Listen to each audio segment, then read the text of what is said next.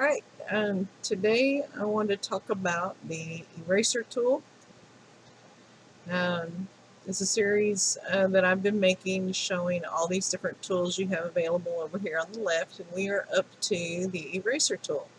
The shortcut for this is the letter E on your keyboard, and there are three tools under here, and every time you hit the letter E it will switch to the next tool. I don't use the shortcuts, but they are available. First off, the eraser tool is a destructive method of photo editing. So anytime you're going to use this, you definitely want to make a copy of your photo first. You don't want to be working on the original. This is totally destructive, and once you save it, the pixels are gone. You cannot get them back. So always work on a copy of a photo if you're going to be using the eraser. Definitely make a copy of your background and work on that background copy. But I also just would not work on the original photo either. I would always make sure I had a backup.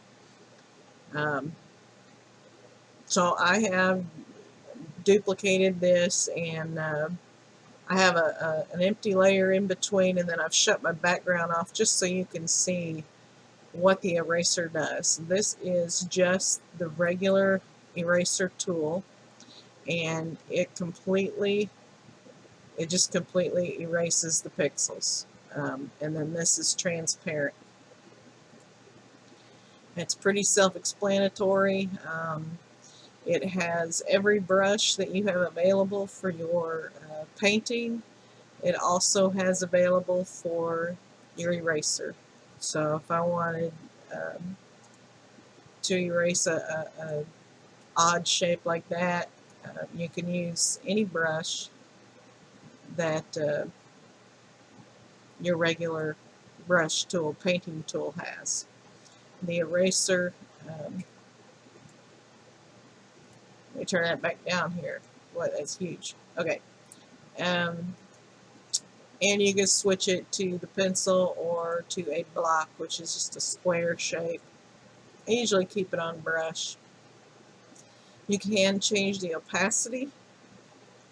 Right now it's set at 100%, and if I turn that down, you can see it does not completely erase. This has to do with pen pressure. I don't have a pen, but you can use pen pressure to adjust your opacity. So the harder you press, the more the opacity. Flow, same thing. I don't use that because I don't have a pen tool. And erase to history would be, I did a video on the history brush and explained how history works. So if you want to go back and take a look at that, you can see what erasing to history would be. So that's pretty much it. It's pretty straightforward, not hard to understand the eraser tool. Next we have the background eraser. Background eraser has several different settings. You still have, or you don't have, the option of a brush shape. All you can do is change the size, hardness, spacing, etc. Turn on pen pressure or turn it back off. This is continuous sampling. So if you can see this, there is a crosshair in the center of my brush, and I've got the brush turned up fairly large, hoping to help you see it on this video. That crosshair in the center is the sampling point. So we're set on continuous sampling. So every time that crosshair touches another color, it will erase everything that is within the circle, the big circle, that matches the color that the crosshair touches. And I hope I'm explaining that properly. You may have to play with this to understand what I mean, but as soon as that crosshair touched the red, everything within the big circle deleted.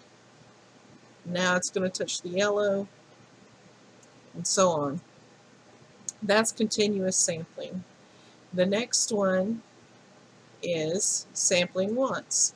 So now if I click one time and don't let off the mouse, just click once in the white, now the crosshair touched the red and it didn't touch it. It touched the yellow, and there it hit white again, so now it deleted it. So that's if you want to just erase one specific color. That would be sampling once. The next setting is to erase the background color, the background swatch. At the moment, my background swatch is set to blue. So I'm clicking out here in the white, nothing's happening, in the red, nothing's happening, and this is the crosshair has to touch it. So as soon as that crosshair touches blue, it erases everything that's blue that's within the circle. Now the next setting are the limits. So contiguous is anything that is touching or anything that is in that circle is contiguous. It's touching the same blue that I'm touching with the crosshair. That's contiguous. Discontiguous, I don't have to touch it with the crosshair. The circle, just the circle touching it gets rid of it.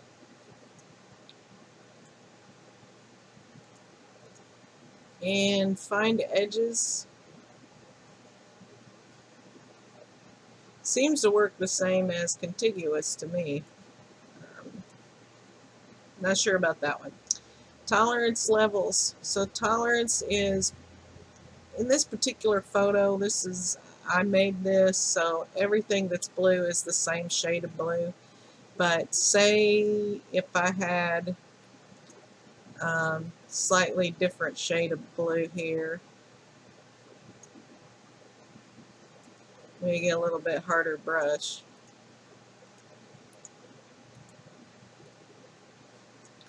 So there I have a different shade of blue. And now I'll go back to my eraser here.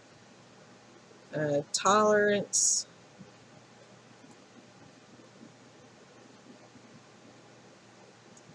Oh, set on background eraser.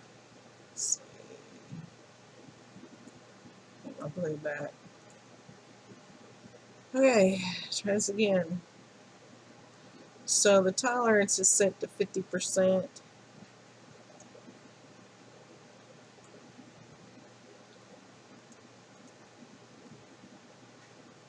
Let's turn the tolerance up to 100%. Now it's starting to erase the other shade of blue. So that tolerates how close to the background swatch it'll allow to erase. And the red is completely not blue, so it won't erase that. But that shade of blue that's slightly different, it's allowing me to somewhat erase that. Protect foreground color, so your foreground right now is white, so if I wanted to protect the foreground color and I had this set to continuous sampling, I still wouldn't be able to erase the white because I have this set to protect the foreground. I could switch this where my foreground is blue. Now it'll erase the white, but it won't erase the blue. So whatever you have set to your foreground is what that protects. Magic eraser tool. This one will erase everything that's whatever color you click on. So if I click on the white, it erases everything that's white that's touching. That's because it's set to contiguous.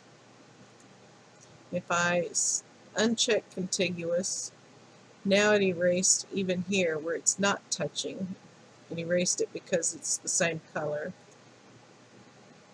And I can do that on the blue, and it erases both blues but if I leave that checked, it only erases one. Anti-alias is kind of a way of doing a better edge. If I check anti-alias and do the other, you can see that's a much cleaner edge compared to that one. Sampling all layers, which I don't have multiple layers here to sample, but that would kind of do use the merge data to set what gets erased. And the opacity, of course, you can change the percentage of the opacity.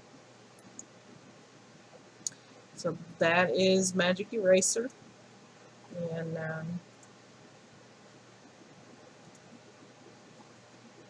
they can be useful in certain situations.